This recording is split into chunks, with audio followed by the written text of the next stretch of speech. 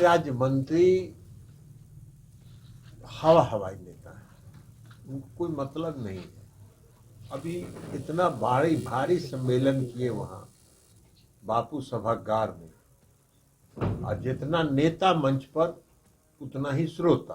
सुशील जी को राज्यसभा मिल जाए फिर से, इसकी शुभकामना हम लोग उनको देते हैं, उनसे सहानुभूति रखते हैं। ये गृह राज्य मंत्री नित्यानंद राय ने कहा है कि जनता दल यूनाइटेड में बड़ी टूट होने वाली है और ललन सिंह को लेकर उन्होंने जोरदार हमला किया था, जिसका जवाब आज ललन सिंह ने दिया है और कहा है कि नित्यानंद राय हल्के नेता है और जो बापू सभागार में भारी कार्यक्रम उन्होंने किया था, तो जितने मंच पर बैठने वाले नेता थे उतना ही सुनने वाले लोग थे, तो जितने जो वक्ता और उतने ही श्रोता हैं।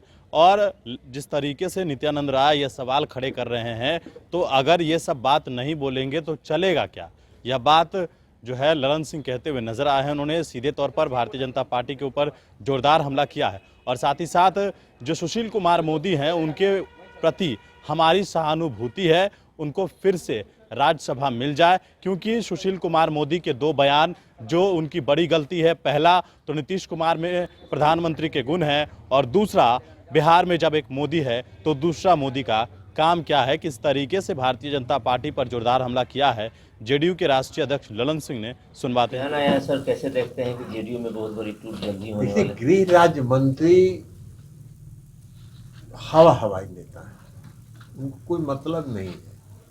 अभी इतना भारी भारी सम्मेलन किए वहां बापू सभागार में, और जितना नेता मंच पर उतना ही श्रोता। अब वो क्या बोलते कि श्रोता भी हमको सुनने नहीं आ रहा है। इसी तरह का विवादास्पद बयान दे के बाकी खबर नहीं चले। उनका भारी भरकम लाखों की जो भीड़ थी बापू सभागार में, उसका कोई चर्चा नहीं हो। थोड़ा सा भी लाज और जिसको आप कहिए शर्म भी नहीं है, घोट के पी गए हैं सब। सर, नित्यानंद राय कह रहे हैं कि पार्टी में जेडीयू में टूट होने वाली है। अच्छा, आपसे ही विवाद बताते हैं कि आप ही के साथ सब नेताओं का विवाद चल रहा है। उनको क्या पता है कि मेरी पार्टी में क्या है नहीं है। वो अपना कहानी बनाते हैं, तो वो अगर ये सब बात नहीं बोलते तो कोई छपता उसका, उस मीटिंग का कोई खबर छपता? कोई खबर तो कहीं चलता नहीं उस मीटिंग का, इसलिए कि उसमें 80 गो 82 गो मंच पर और 82-85 आदमी नीचे। तो टोटल बापू सभागार की क्षमता जान लीजिए, और उनके नेता और श्रोता, वक्ता और श्रोता दोनों को जोड़ के संख्या मिला लीजिए, बराबर बराबर है। जितना वक्ता उतना श्रोता। तो इसी तरह की बात, अनर्गल बात कहेंगे नहीं तो फिर मीडिया में छपेंगे कैसे? तो उनको अपने छपने के लिए बोलना है कुछ, उनको बोलते रहने दीजिए। अभी 2024 नजदीक आ रहा है ना, पता चल जाएगा। और उपेंद्र कुशवाहा भी सर दावा कर रहे हैं कि जेडीयू में। छोड़िए ना, उनका कोई मतलब ही नहीं है। वो तो बेचारा अपना, वो तो अपना बेचारा बार्गेन कर रहे हैं, कुछ सीट उठ करके एक आध गो बढ़ हो जाए, वो बेचारे उसी में लगे हुए हैं। सर, कल की जो आप लोग की रैली हुई उसके बाद सुशील मोदी कह रहे हैं कि आप लोग सरकार में हैं इसलिए दुरुपयोग कर रहे हैं, सरकारी तंत्र का दुरुपयोग कर रहे हैं। देखिए, सुशील जी के साथ हम लोग की सहानुभूति है।